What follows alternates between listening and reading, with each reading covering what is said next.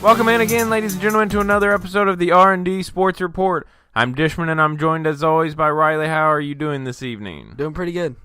All right, so we got a lot of to talk about tonight. We're going to primarily focus probably on the All-Star weekend that was, as it was kind of the biggest event that happened other than the Olympics, and we'll get into some Olympics toward the end.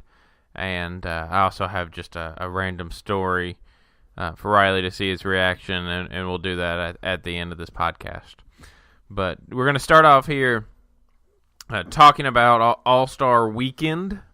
We'll kind of go through some of the events that happened prior to the All-Star Game. We'll get into the All-Star Game itself, and we'll see what we think of that. But let's start off first with All-Star Weekend. Out of the weekend, is there anything that grabbed your attention, like specifically in any one of the events that kind of caught your eye most? Probably the dunk contest. I would pick. Like, that was the one that really grabbed my attention the most. I do think the dunk contest is probably the one that grabs the most attention. Right. But I also think in the past few years, right, they have made a conscious effort to try and make it better, because I think it had kind of died down. I can agree with that. I mean, you go from a time, where Michael Jordan's competing in it, and LeBron has said he never will compete. But even a guy like a Vince Carter, who can leap out of a building, you had these intense matchups, and then it kind of just died down because the bigger names didn't want to do it. Because, I mean, there is some risk involved, let's be honest. Yeah. Well, I mean, depending on how high you jump and what you do, what stunts you do, what props. And to take you out for the rest of the year, all it does is, for you to come down. Break a leg. Not, only break a leg, but, like, to even roll your ankle severely, right? You're up that high, and if you come down just kind of on the side of your foot and it rolls. Oh, yeah. That's going to hurt, and that's going to take you out probably for a few weeks at least. So I think that's why some of them, especially the bigger names, stay out of it. I can agree with that, but there is a slight chance that it might not take you out for the whole season, but your whole career. And there is that slight chance. Now, when we're talking of right the All-Star Game itself. The events that go around it. Major League Baseball has the Home Run Derby. And some people will say, I don't participate in the Home Run Derby because it messes up the swing. And there is some statistical evidence to show that participating in it. Well, I'm sure. Can mess with your swing kind of for the rest of the year somewhat. But for these NBA events, I don't really see any of that being an issue. No, not at all. The dunk contest is not going to mess up your dunking skills for the rest of the year. If anything, right, it'll enhance them. Exactly. But, the three-point contest, maybe I could see because they don't always shoot the same way they would in a game. Right? True. Well, and in that sense, I'm talking right now, a lot of them don't jump as high as they would in the game. It's just, it's as little effort as possible to try and get through them as quick as possible, but also as efficiently and, saving as much energy as you can.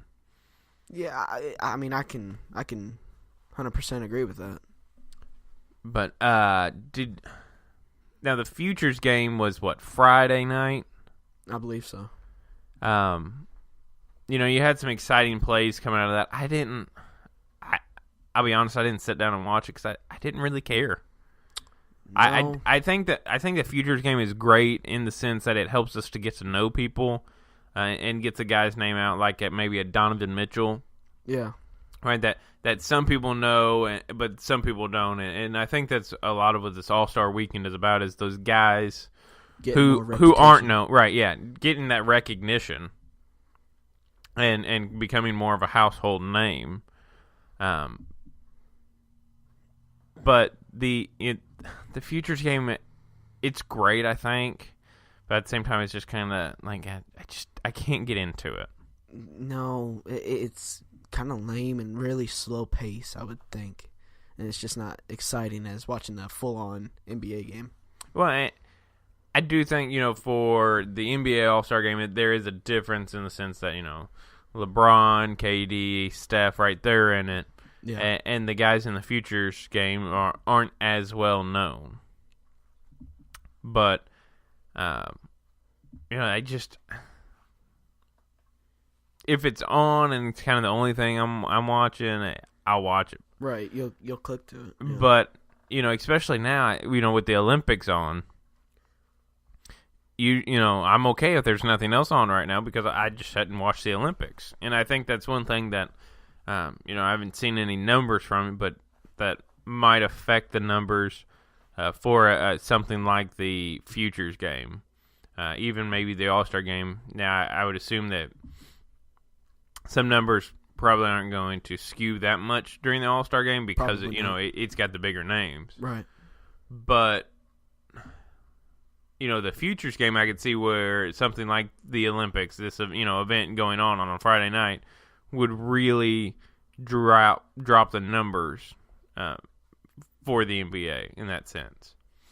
Yeah. I feel like a bigger event and then you got the smaller event. Which one are you going to pick? Of course, the bigger event, because it's more popular. Well, and I don't... More exciting. Well, and I would maybe even say that the celebrity game might be more popular. I can really agree with that. That's one of those things I think you could debate.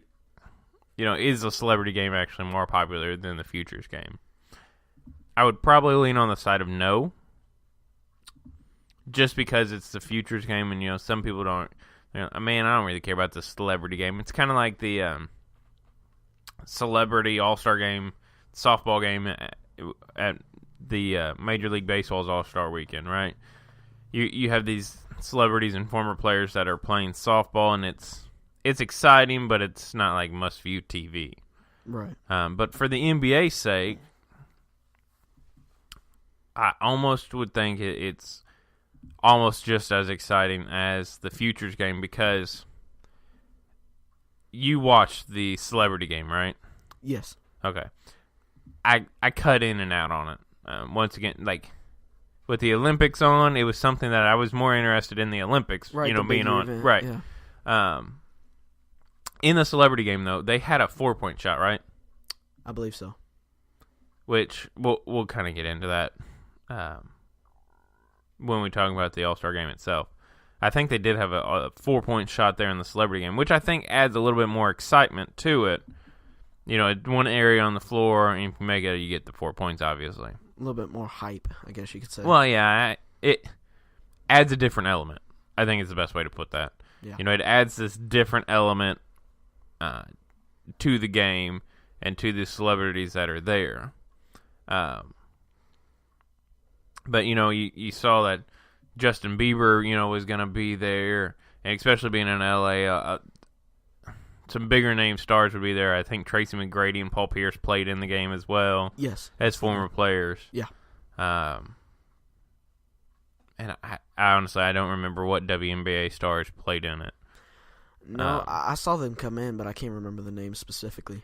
But, you usually get some WNBA stars.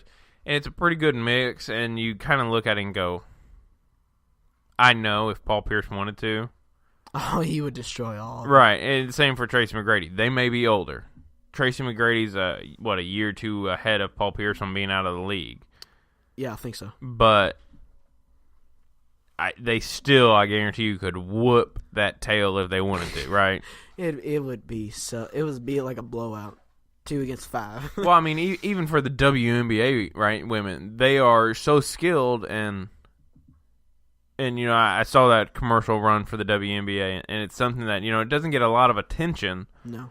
But those women that are playing there are extremely skilled, and some of them better than, quite a few men that are playing in the NBA. Oh, yeah, they're great athletes. No doubt about it. They necessarily they wouldn't probably match up well in an NBA game, and that's why you kind of have that separate league.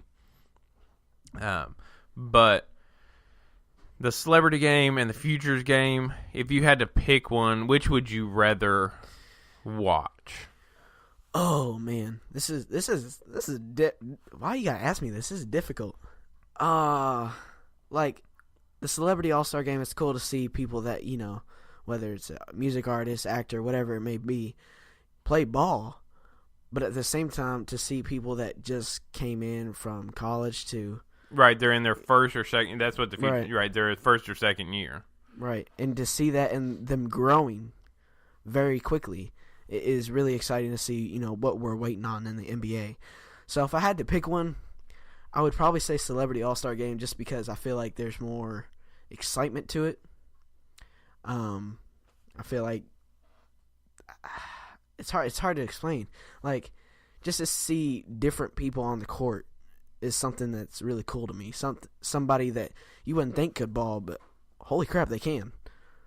Well, and I think that is true. Maybe not so much this year. You would have to tell me on that, but like a guy like Justin Bieber, and I think you and I had talked about this beforehand. You said he just wasn't that great. No, he wasn't good at all this year. But when he was much younger, and I don't know, I don't think it was 10 years ago, but time flies, and it could have been 10 years ago for all Sure. I know. But last time he was in, he was balling out. He was. I think he won the MVP too. I think he did. But I look at the celebrity game and go, yeah, it's fun. And to see some of these guys that can play. If I were choosing between the two, even though I didn't watch either of them really, I'd almost probably lean for the futures game. Mm-hmm. Because if the futures game is doing what it's supposed to do, it is showing me who I'm going to be watching in the All-Star game here in a few years. Yeah. I can see that. But it also is one of those things, I think, that I can watch that game. I don't want to say it's a minor league version of the All-Star game, but it kind of is. Yeah. It's like a step down from it. Like the best rookies, Well, yeah, rookies, second-year players. A guy like Jamal Murray, who can flat out score. Won the MVP last year, and you get to watch him again and see how he's evolved from last year's game to this year's game, being in a second year. I do like kind of the format of the world versus the U.S. Yeah. Because some of these guys you wouldn't think would be on the world team. No. We may forget, some of us, that Ben Simmons is from Australia. Yeah, I didn't know that until a couple of weeks ago. But and it's something that when they're in college, right? For a lot of these guys, the announcers seem to hook onto one thing, right? And that's all they'd ever talk about. Yeah. I remember, every time you'd watch a Kentucky game with Willie Cauley-Stein in it, right? He's 7 foot tall, and they would always say, "Did you know he used to play football in high school?" And he played wide receiver, right? And they get, whatever little factoid they can. You know what I'm saying? Like, Yeah. You can watch a game and they, like, if you watch, like, 3 straight games of that team, you get whatever little factoid they have. Right. And you get it over and over and over and over because you're like, oh, well, this guy's dad played professional football in the NFL, or this guy's dad played, at this college in football. So you can tell his athleticism. Oh, his mom does this. His mom was a softball star. So, Yeah. And it's like, I don't need to hear this every time. Like, one time's good for me. Yeah. I don't need a whole backstory, thank you. But, and from where they are, like, you tell me that, but you won't tell me, you tell me, like, once Ben Simmons from Australia, and we're all supposed to assume and know that. But I do like that format, that it's broken up into world and U.S., because it kind of shows you the stars of, the world aspect. And, like, when you would go to the Olympics, Ben Simmons would be competing on the Australian team, right, if he so chose. and like a Jamal Murray on the Canadian team if he chose to be a part of the Olympics. So it kind of gives you that aspect, and it gives you that kind of Olympic feel. Well, I feel like that adds more excitement to the rising stars or the future game, whatever you want to call it. The splitting them up like that. Yeah. I do like it because it's a different format. It's not like the same format as the All-Star game itself, and we'll get into that format here in a bit. But for the All-Star game, I don't even remember who won the. I remember seeing it, but I don't remember who won the MVP. For what, the All-Star game? No, the Futures game. Oh no, I don't know who that was. And who won it for the celebrity game? It was Quavo. Oh, okay. And guys like him, if you can ball a little bit, they tend to get it. But, yeah. So that was Friday night, and then Saturday night was the skills challenge, the 3-point contest, and the dunk contest. Of those three, the least I'm excited at all excited about is the skills challenge. Yeah, I was about to say something about that. I'm right there with you in that. I just didn't think that it was exciting. Like I didn't watch a whole lot of it. I saw some previews and videos, stuff like that, but I just didn't feel like it grabbed my attention like the other ones did. Well, and I think for that competition it has a lack of a star factor. It's kind of what hurts that competition, because was it last year before, you had like DeMarcus Cousins, Anthony Davis, and Karl Anthony Towns all competing on the big side.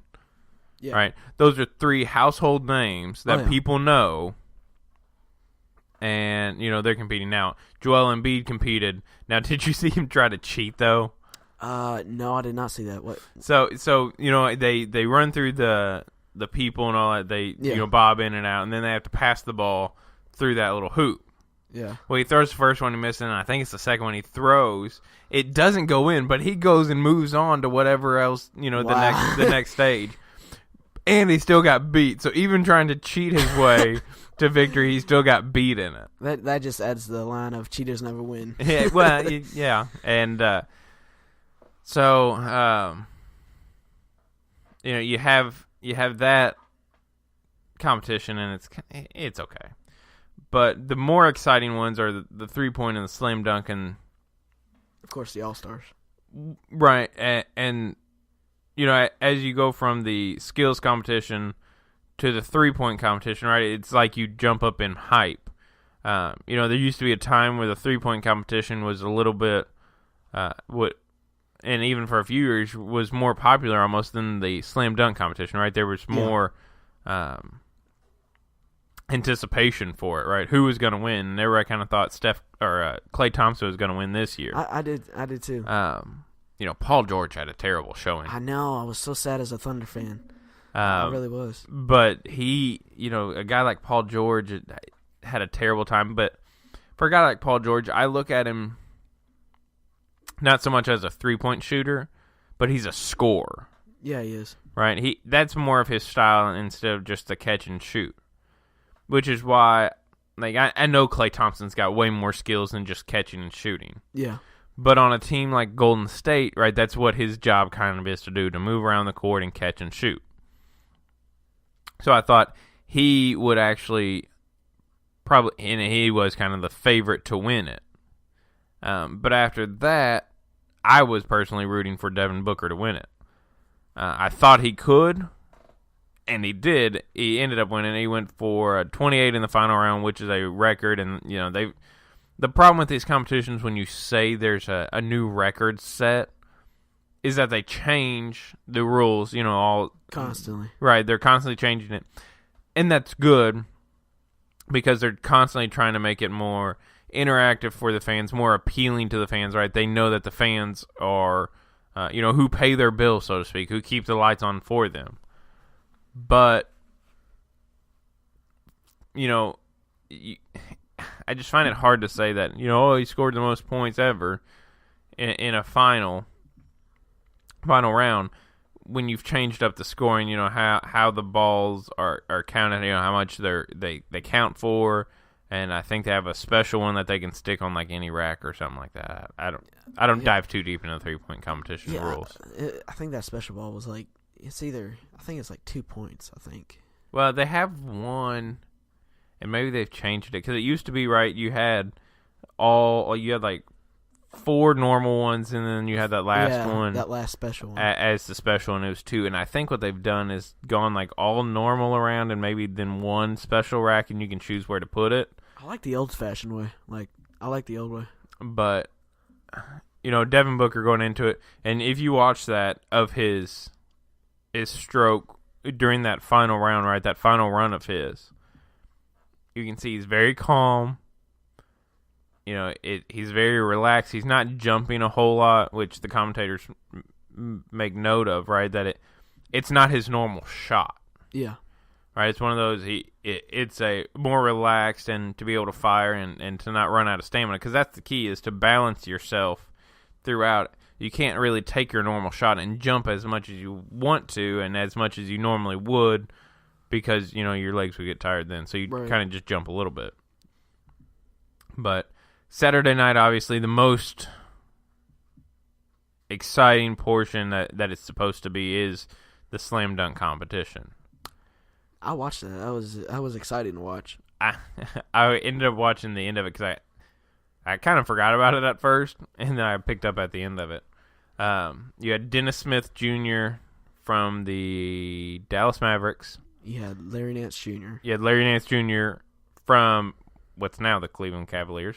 Yeah. When he was picked, it was kind of the Lakers. and once again, that whole trade, and not to harp too much on that trade, but I saw a thing on Twitter earlier, and it was an NBA exec, or it was a former NBA exec, that said the Cavaliers have positioned themselves in a way that'll make it hard for LeBron to leave. Yeah. Right, and I agree. But I can too. Back to the All-Star game, so we can get on our new Cavs look tangent again.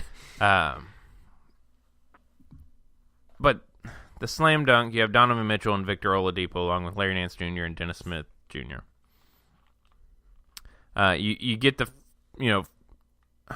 what is it, 2 rounds now? Is that what it was? I believe so. And, it used to be, I swear there used to be 6 competitors or so. There's about 3 rounds. Was there that many? I think at some point there were 6.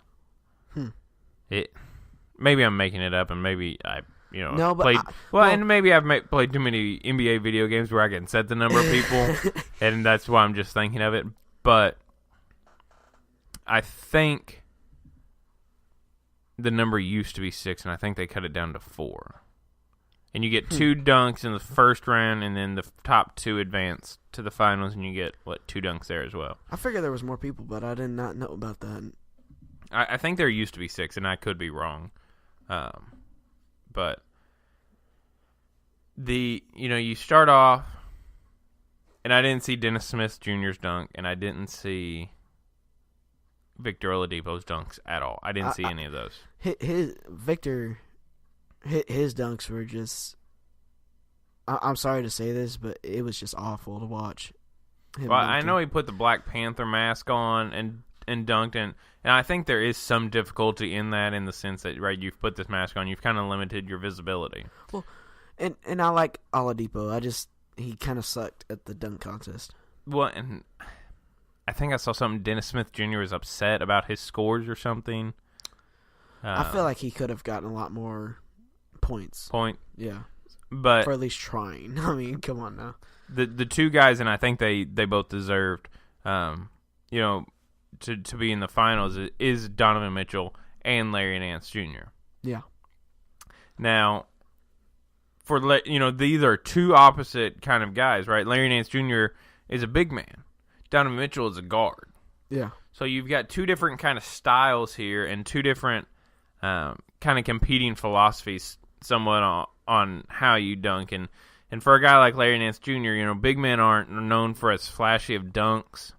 Dwight Howard obviously won it, many years back. But I didn't see until later Donovan Mitchell's toss off the one backboard and then catching and then dunking on the other one, which I thought that was great. Oh, that was awesome. I did like Donovan Mitchell's dunk over Kevin Hart. That was awesome. And I think it was, hit Donovan Mitchell's sister, Kevin Hart, and maybe Kevin Hart's son or something like that. I forget who the young boy was. While we're on the topic of Kevin Hart real quick, I saw he posted on Instagram his face when Donovan Mitchell was going to dunk. He said in his post that all he could think about was, what if this dude hits me in my head? Oh, yeah, and for a guy like, Kevin Hart, what would happen? And that's probably why you had him bend over. I would have found it more impressive if they would have all been standing up. But if they'd all been standing up, that'd been like the dunk competition right there. But, to jump over, and I don't know who the guy was that threw him the dunk off the side. I don't know if they ever said who that was. I don't think they did. But, normally when you bring somebody else in, you get like another NBA guy or your teammate or something. Or someone from your family. This guy just looks like a dude Donovan Mitchell knows, right? And you could see the guy kind of practicing where he needed to hit a couple times while Donovan was getting it all set up. Yeah. But, that dunk over them, I thought was great. And then you go into Larry Nance Jr. also. I thought it was neat that he paid homage to his dad. Yeah. He puts that Suns jersey on, and he does a dunk that his dad did many years ago. Yeah, I give props to him. He did really well. Right. And he pays homage, and I think that part was great. He puts that Suns jersey on, and then we go into the finals. It's Donovan Mitchell versus Larry Nance Jr. And Donovan Mitchell, I thought it was a great move on his part. Also, as we're talking about switching jerseys, to put an old Darrell Griffith jersey on. He has those tight shorts and high shorts at the same time. And I was with the I think it was Chris Webber and like Reggie Miller and whoever else was calling with him. I was worried that he was going to split those pants though. I was too. I was thinking, what if he split those pants right then and there? But I thought it was great for him to, to kind of give that tribute, so to speak, to a guy like Darrell Griffith with the nickname of Dr. Duncanstein, right? Yes. But also former Utah Jazz player and a former Louisville Cardinal. Yeah. Now, while we're kind of on that subject, right, the fact that Donovan Mitchell's had such a great rookie year, right? He played okay in the futures game, I think. He threw that one dunk to himself off the backboard. His name is blowing up, and he has had a great season so far. Yeah. Can you honestly believe that Rick Pitino told him he needed to come back to college, that he wasn't ready for the NBA? Well, when he was at Louisville, I thought, I didn't think that he was quite honestly ready to go to the NBA. I felt like he didn't have the skills. Agree with you. I mean, I would agree with. When I watched him at Louisville, it was kind of like, I just don't know. But at the same time, you could see, right, that potential in him. And watching when he was at U of L, you could see the potential in him. Yeah, I did too. And you could see that if you were more being able to play the point guard, because at U of L, right, a lot of times he had to play a two guard. Yeah. And he can do, but he's better with the ball in his hand, right? Just like Russ. Russ is better with the ball in his hand, and I heard somebody compare him and say that Donovan Mitchell is the next Russell Westbrook, and I thought, it's still a little early to be saying things like that to me. I can agree with that, but I can see where they're going with that. And I completely agree. The athleticism of Donovan Mitchell, but, a Hall of Fame coach like a Rick Pitino, like, to me that just seems selfish, right? You just want him to come back for your purpose of helping you to win more games in college, when you probably know he is truly ready to go on and go. Even if he, and when he went, I'll be honest, and I think you and I even had this conversation at that time, I didn't think he was going to be this good this soon. No, and when I heard that he left, and I remember I woke up I woke up one morning and my dad came up to me. He said that Donovan Mitchell declared for the NBA draft, and I felt, I wouldn't say sad over a basketball player, but I felt kind of sad about him leaving because well, he's Donovan Mitchell. Because you knew for the most part, right, that took up a huge chunk out of Louisville's team. Yeah, he was probably, I would say, at least the best player that we had. Oh, I'd say at that point easily. But I thought he was going to take a 2 to 3 year period to maybe get going, because that's what some guys do to get the adjustment. And they finally get good. But I did not think it was going to be, in his rookie season that he was going to be tearing up the NBA. Me neither. He's been really killing it. But, so getting back off our little tangent there, to the slam dunk competition itself. At the final round, I think the dunk that Larry Nance Jr. did, I found utterly amazing. Because at first I was like, man, that's a plain dunk. Right, he throws it off the backboard, and then I thought he just dunked it. And he goes, hey, no, hold up. Watch the video, right? He tells everybody to watch it. And then we see it in slow-mo, right? He throws it off the backboard, he catches it, he taps it against the backboard again, and then dunks it. Yeah, that's utter skill right there. Well, and to me, it is utterly impressive, especially for a big man to be able to do that. Oh yeah, right. Because that's the thing with big men, right? They may be able to jump high, but their legs and all that being longer, they're still closer to the ground than a guy like Donovan Mitchell jumping at the same height. Right. I feel like bigger guys have more power, but little guys like Donovan Mitchell have more agility and more. Well, and I think they get the benefit of the doubt because it's seemingly more impressive when a guy like a Donovan Mitchell does it. Yeah.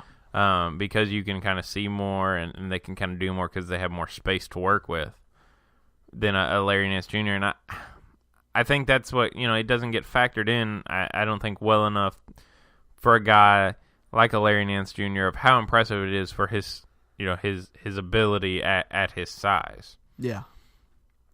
But, Donovan Mitchell then comes out at the end wearing his Utah jersey, takes it off, reveals the Vince Carter jersey, which I thought was cool, and I thought that was dope. I thought that was awesome. But at the same time, I thought this is a risky call right here. Oh yeah. You're gonna recreate one of Vince Carter's dunks, right? One of the great people in a former dunk competition. Well, and I feel like doing a dunk after someone so big like that, it is really well, and risky. Doing the same dunk that Vince Carter did, right? It makes him look bad if he messes it up. And he goes the first time and he kind of slips, and then he goes the second time and he gets it. And I think the more impressive thing is you can still see, like, the second time he kind of slips still at the same time, and he doesn't get quite the full lift that he needs, but he still gets around fast enough to be able to finish off the dunk. And if you put them side by side, right, Vince Carter's, I think, is still more impressive, just because because he didn't slip. But at the same time, if you watch that dunk and watch after the dunk, Vince Carter comes down and jumps back up in the air and then jumps a couple more times after, he does that dunk. Donovan Mitchell went up, dunked it, and then just kind of came back down on the ground. Yeah. Which I think the hopping actually makes Vince Carter's more impressive for the fact of an athleticism standpoint that, like, imagine how much higher he probably could have gone if he needed to, and to be able to land and then hop right back up, like, that's just impressive athleticism right there. Yeah, I do feel that Donovan Mitchell did deserve the prize. I feel like he did well. I do. I think Larry Nance Jr. might got a little bit of a lower score just because of his height and, some dunks not looking as impressive. But I think Donovan Mitchell kept up the pace, but I'd like to see there be some kind of change to where these guys, right, it almost seems like they pull out their best dunks at the beginning, and then at the end it's kind of like, really, you're doing that in the finals when you did this amazing thing first, right? Right. I would think because of just energy, I guess. Well, it's not so much energy, I think, as the way it's set up, and like to be able to advance, you almost have to pull out your best stuff first to be able to advance. Yeah, I feel like that's have not a right. chance at winning. But I'd like to be able to see the dunks get better, right? And I don't know how you would change that, but see the dunks get better as the competition, I think that would make the competition better overall. Yeah, I can agree. But so that's Saturday night, and then we move into Sunday, the big game, the All-Star game in Los Angeles. This almost daily coverage that you could find on the 2018 All-Star game. They, change it up this year. It's no longer East versus West. You have two captains. They pick the teams. You have Team LeBron and Team Stephen. And going into it, I thought Team LeBron might just destroy them. Yeah, I did too. But at the same time, then I got thinking about it, especially once the starting lineups were called. Team LeBron lost a lot. They, lost 3 really good players to not have on your original team.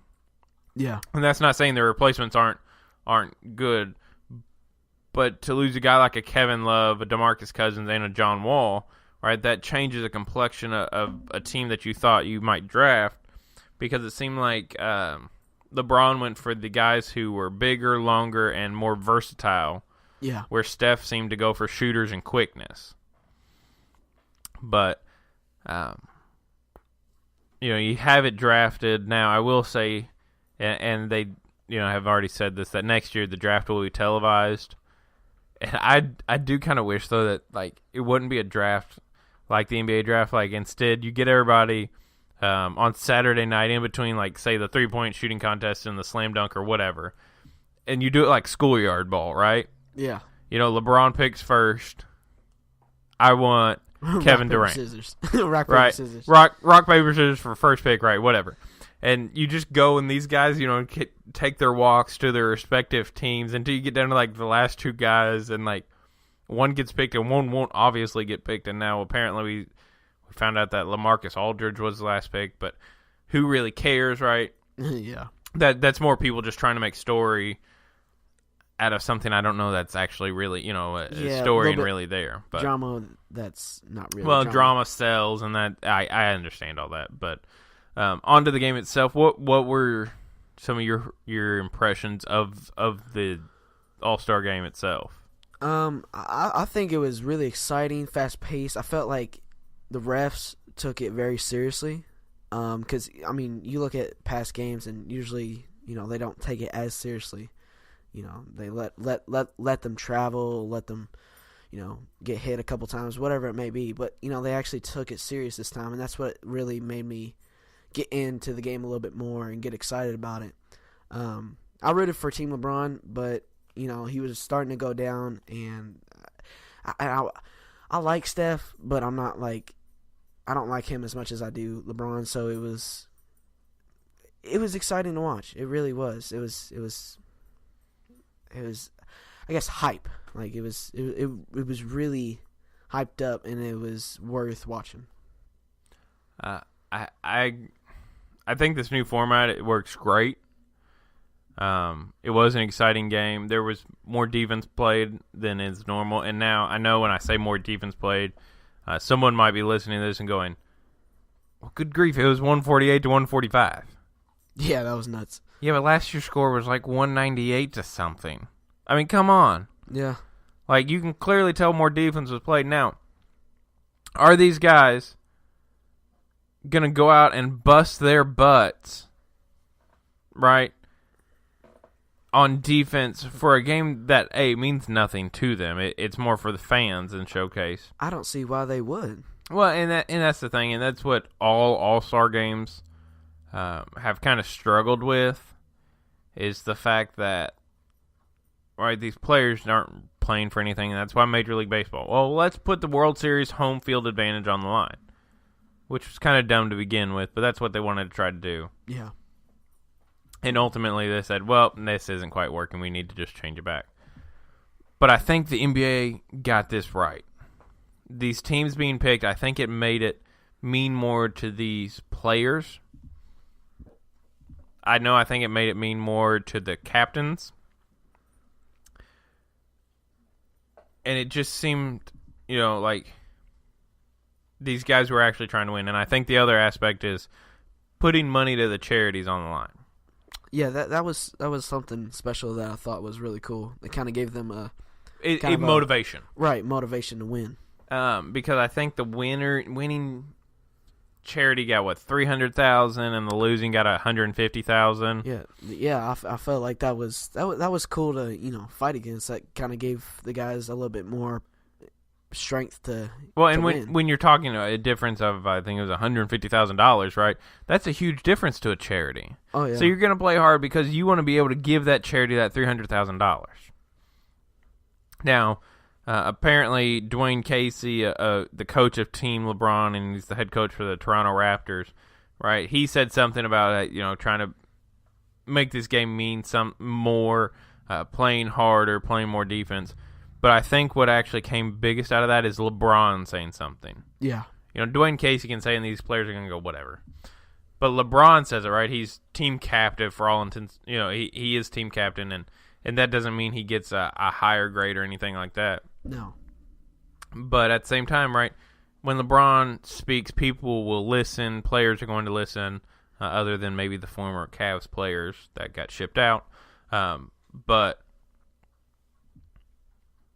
him saying something and him doing it, I think, means 10 times more than Dwayne Casey just saying something about it. Yeah, because, you're pretty much the best player in the league, so people look up to you, and, it's like you're an example to them. But, the game I thought was pretty good. That there's still those breakaways and the times where they don't play as much defense. But you saw them, actually trying to swat the ball when the big men would bring it down low enough. Joel Embiid hits a deep three. That was nuts. And then he gets back on defense and stops Russ from driving, right? I was a little bit sad about that part, though. Giannis calls out Kyrie and wants to guard Kyrie one-on-one. And, that move Kyrie did with his left hand where he fakes it around that was nuts. And that just proves to me that Kyrie has the best handles in the league, hands down, right? Oh, yeah. There is no competition. Kyrie has the best handles. No doubt about it. While he may not have the most intelligence in thinking the earth is flat. That's funny. But, he's got the best handles. Oh, no doubt about it. Now, leading into the All-Star game, right, before the pregame pageantry, it was too much. Awful. It was way too much, dude. I wasn't in the camp of it's awful because I thought it was kind of funny, the whole Kevin Hart thing. Yeah. It just took too long. And it was just too much. Right. Kevin Hart introducing the guys, that's fine, but come on, you ain't got to say something about everybody. Just say their name and let's go. Like, how many appearances they have. Wasting my time. Well, granted, again, with the whole Kyrie flat earth theory, I did like the little kind of jab that Kevin Hart took at him. And he did seem to kind of take a little jab at everybody. Yeah. And that's fine.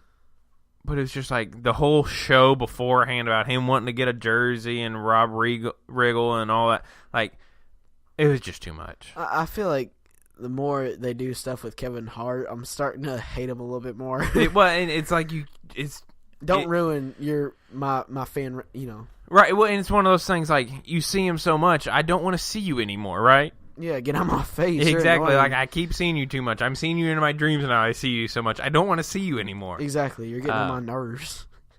Even though I do think he's hilarious, I would agree with you. It's just like so much Kevin Hart influx. Yeah. But let's kind of get to this big topic here, right?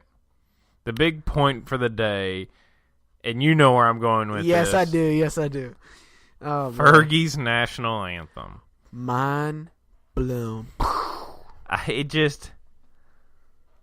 When they said Fergie was singing the national anthem, I thought, this be pretty good. Now I've always heard, right, that Fergie has always kind of sounded worse live. And for the most part, a lot of people do, a lot of bands do, whatever, because they don't have the benefit of a producer in the studio and to be able to, But, Fergie was, she gets auto-tuned and this and that. But it started off. And within the first line, I was like, what is this? Yeah, I was sitting there and I was eating popcorn because popcorn's delicious. Yeah, it is. It's delicious. It's great for watching the All-Star game too. Oh yeah, so I'm sitting there and I'm eating popcorn, and all of a sudden I hear Fergie is gonna sing our national anthem, and being me, I'm like, oh my gosh, it's Fergie. Let's go. You just want to hear some Fergalicious definition. Exactly. Exactly. So I'm like, okay, this should be pretty good. And then probably 10 seconds after she started, I was like, no. It was like that first, oh, and I was like, no. It was so bad. That's literally I just had, Jose, and I was like, no, you don't. Please stop. This jazz blues rendition, whatever. It's a national anthem. Stop. Well, and that's what I kind of get griped about. Just sing the national anthem, please. Why you gotta make it all I get jazzy? You want to try to change it, and a person like a Whitney Houston did it so well and all that. Jimi Hendrix did it on the. I get some, but these Fergie, 1,000 different renditions of it, I just get tired of it. Just sing the dang anthem for me. Exactly. Really? Well, and you gotta think, you're representing our country. Really? Really? I enjoyed "O Canada" more than I enjoyed the U.S. national anthem. I mean, they did great. I'm just throwing it out there. They did really good. But at the same time, they just sang the anthem, right? Yeah. And I don't know that I've ever seen "O Canada" done in a different way. No. Than just singing "O Canada." Yeah. Why can we not just sing the Star Spangled Banner and quit trying to do it in 1,000 different ways? It's almost like you're speaking my mind. Stop reading my mind, please. Stop. But, and everybody, and I think the problem is everybody wants to put their imprint on it. Now, was Fergie's the worst of all time? No. No. That probably holds to Roseanne Barr, but she, I think, was purposely trying to do it. Yeah, she was. She was trying to sound a little bit too much like Fergie, Well, no, in Fergie, I don't know what she was really trying to do, and I know she said, I did my best. That's great. Can you please just next time sing the national anthem normal? Exactly. And another quote from her, she said, I'm a risk taker artistically, but clearly this rendition didn't strike the intended tone. Clearly, because you had players laughing. Dude, I saw you sent me a video. It was on Instagram, and it was Bleacher Report, and they showed every player. Oh yeah, all the reactions. It was so funny. The best is Draymond, because Draymond, at first he looks like he's off in La La Land, right, or just going to sleep by it all, because it was a very kind of soothing type tone, but at the same time there are times the way she was moving, I felt like it was she was trying to she was seduce you, right? Yeah, and I was like, I don't need you to seduce me while singing the national anthem, Fergie. Thank you, though. Yeah, that's. But that's Draymond, he holds it together as best he can, and then he just busts into laughter. Oh, and you panned all these other guys. Steph he's smiling and laughing, but then a lot of them start smiling and they drop their head because they know the cameras are around them. Yeah, that's the problem. They kept it in though. But then you pan to a guy like Jimmy Kimmel, right? He's got this big old grin on his face in the crowd. That was hilarious. And it's just you could tell them, the people right there, they're just like, what is this? Right. And Fergie, I get it. You were trying to do something different, trying to stand out, but please next time, if you sing the national anthem, and after this, I don't know if you'll get another shot, can you just sing it normal? Exactly. Please sing it normal. Please. And that goes to anybody. Please. Just sing the daggone national anthem the way it is. No jazzy. If you want to make it the best that just sing it and let your voice do the work for you. Please, we're begging you. I told my dad this last night, and he died laughing. I told him, I said, Fergie was so bad that I'd rather listen to a fork on a plate. It was that bad, bro. It was that bad. I'd rather listen to screeching a fork on a plate. It was that bad. That was a pretty good one. But obviously that's the big topic of the thing. But then the All-Star game, defense is played. And who would have thought that an All-Star game comes down to a defensive stop at the end? It was insane. I saw it. Like watching that ending was nuts. With Team LeBron up 3, right? And then you go and he's guarding Steph Curry, and then all of a sudden now KD joins in, and they both are guarding Steph. Like, hey, that's unfair. Yeah, that's Kevin Durant's like 6'10", 6'11", with these long arms. You've got LeBron as big as a friggin' house, right? Wow. Like, he's muscular, built, wide, long. That's just unfair. Those who are guarding you. Who were they guarding? I can't. Steph. Originally it was Steph, and then he passes it off. I think it was to DeMar DeRozan. I think is who he passed it off to in the corner. Bless his heart. And then he doesn't even get it off in time. No, right, because of the defense that is being played by KD and LeBron. You got KD and LeBron. What can you do? What can you do? You've got KD and LeBron double teaming you, right? And you're just like, I can't even see to pass the ball, so I'm just gonna stand here and Charity, I'm Steph, sorry. You could see that Steph was trying to hit that 3 to tie the game and to take it to overtime. Yeah, but deservedly so. I think LeBron did deserve the MVP. Oh, I can agree with that. He had 10 rebounds, 8 assists, and I think 29 points, something like that. That's just insane. But to almost have a triple double in the All-Star game. In the All-Star game, which we say that and it's kind of like, once again, it's the All-Star game, right? If you really put your mind to it, you could get it. Just like Anthony Davis went for 54 last year. That was there was no defense played. Yeah. But there was more defense played in it. I look forward, and I think this All-Star game, and I think the NBA got it right when they tried to redo it and to make it better for the fans. That's LeBron said, we did this for the fans and hope you enjoyed pretty much and all that. But I enjoyed it much more than I have in the past, because in the past I'm like, this is just dumb. There's nothing being played. Like, they were for real playing defense. Right.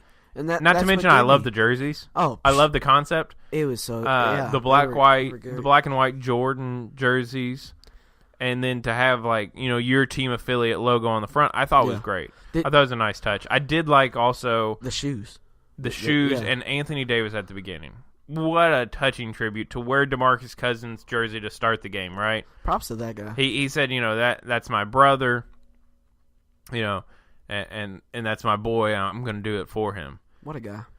And which also leads me into thinking Boogie's coming back to New Orleans.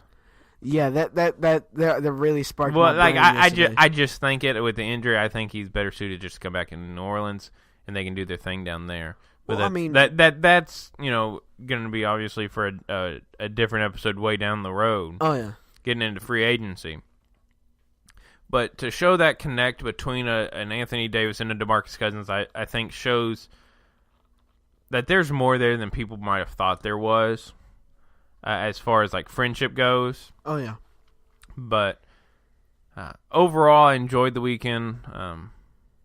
Even though I didn't care about the futures game or the celebrity game. I like the different competitions. But I think the All-Star game was so good that it just made up for the entire weekend. Oh yeah, it really did. It was like a big finish. It was, and you always say save the best for last, and they truly did. Yeah, they did. A great game, and something that I look forward to maybe them growing this in the years to come. Now, the one thing I did wish is that the draft was televised, and they say next year it will be. How they do it, huh? I said that should be exciting. Yeah, and next year, I'll be interested to see how they do it. I still think your best bet and to be kind of the best TV, so to speak, is to line them all up on a court and make it like a playground, right?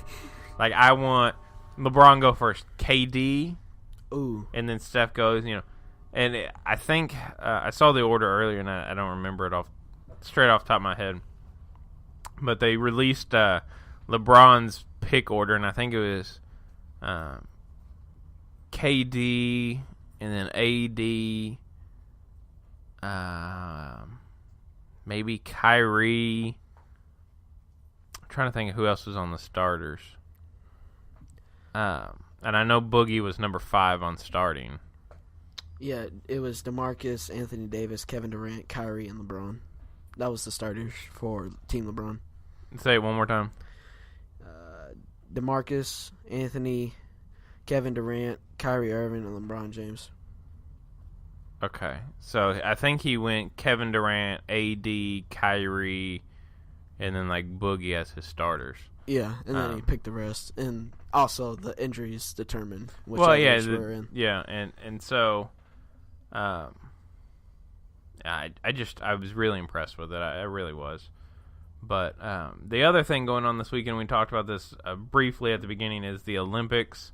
How much have you been enjoying the Olympics? I mean, I know I have been enjoying them.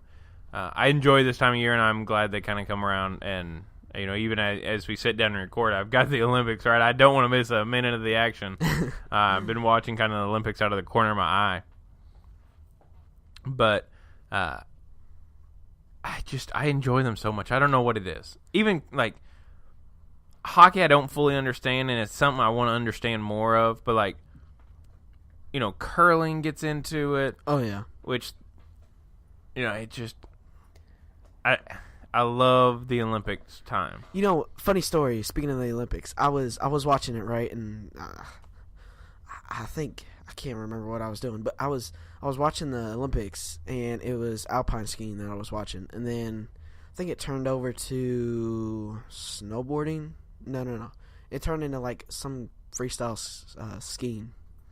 And where they go down the hill and they have that is impressive, dude. All skill is required, but I was watching it, and like I remember that had like Mario and Sonic on the Wii, the Olympic Games, and I was like, you know what, I'm gonna go play that, and literally that's what I did on Saturday. Pretty much a couple hours of my time, and I played the Olympics, and it was so fun. I'm telling you though, one of these days we've got to go. Somewhere we've got to learn how to curl and like even get a few practice. Like we've got to try it somehow. Oh, there's no doubt about it. Which, by the way, if you know how we can maybe do that, you can hit us up on Twitter or Facebook at R&D Sports Report on Twitter. You can like us over on Facebook at facebook.com/RD Sports Report. Let us know if you know how to be able to get a hold. Or where we can maybe find a curling area that we could, you know, go practice some curling and get our curling on. Please let me know. Or let us know. Last night I was watching, after the All-Star game, I was watching speed skating. It was the long track. Yeah, I did see like a couple minutes of that. And I can't remember her name for the life of me. But she had been, I want to say last name's Jackson, but I could be wrong. She had been only speed skating for a couple years. Right? For the first time she got on the ice was like September 2016. Wow. And her times had been decreasing from September 2017 all the way to getting closer to the Olympics. Her times had just been dropping. And it was just like, wow, like, just in these couple of years, you've come this far in a sport that people spend a long time after, right? And a long time chasing. Now, that's just dedication right there. And I think speed skating is one more of the kind of exciting, so to speak, sports to watch. Oh, I can agree. You know, short track, long track. The long track only having the two. The short track gets intense when, you know, they're all dragging that hand around. And there's like 5 of them just mashed up. I'm like, oh, who's going to wipe out first, right? Exactly. But, you know, it's just something you don't see these sports all the time. To see the freestyle skiing, and as we've been recording, I was watching some like half pipe really? Skiing. Oh, I thought you were gonna say snowboarding. No, I was about to kill you.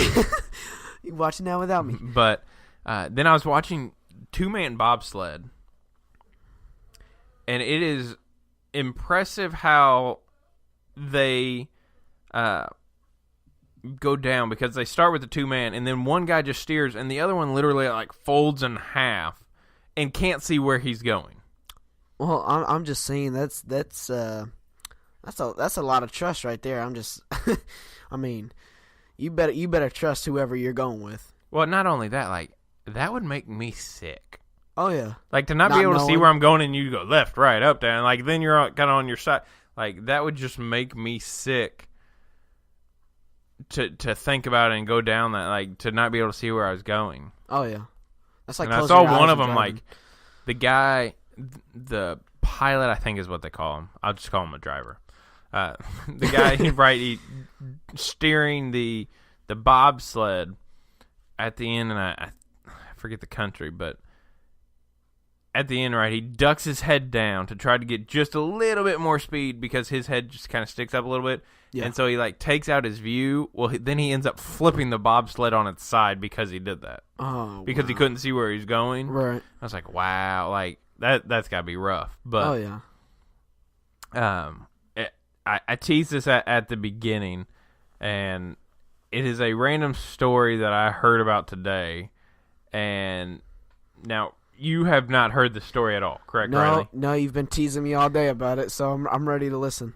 All right, so I'll read you the headline. Okay, here we go. Right? It's from New York Post is where I'm looking at it now. It's on other websites as well.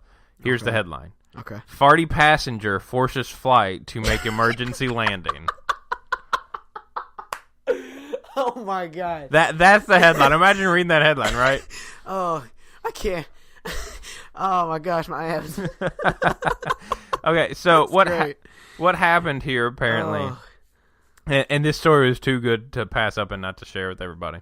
But a pilot had to make an emergency landing after a fight broke out over a passenger who allegedly refused to stop passing gas. Like, can you imagine? Oh my god! Having to pull over the plane, like getting in and trying to call air control. So funny. But so apparently, this was an airline overseas. It was the No, that's where they went. I just had the Transava Airlines. I guess it was going from to Dubai to Amsterdam. And so these two Dutchmen are sitting next to a flatulent passenger, reportedly, and they asked him to stop, but he refused and continued to break wind. I'm just throwing this out there. What a freaking savage, dude. like, hey, also, how mad do you have to be about somebody farting next to you? I mean, you're willing to get into a fight over it, right? Unless it's staying. That's the key. We don't know if it smelled or not.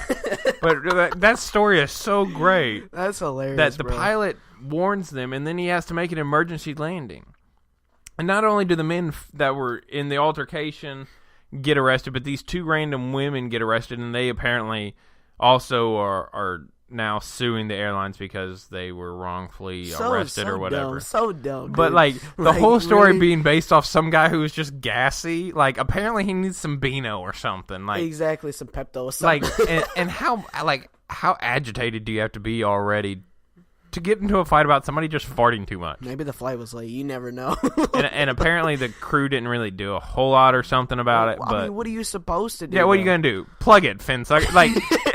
Hold it. Tell them to do. You better hold it, or you ain't getting your soda. We're gonna push you on the freaking top of the plane, dagnabbit. But like, what are you supposed to do on that? But that was a great story, and I had to share that with you. That was thank you so much. That was awesome. That it was just so great to see that story that I saw this morning and heard about. But as always, we try to just bring this energy and this fun. And give you just our thoughts about different things.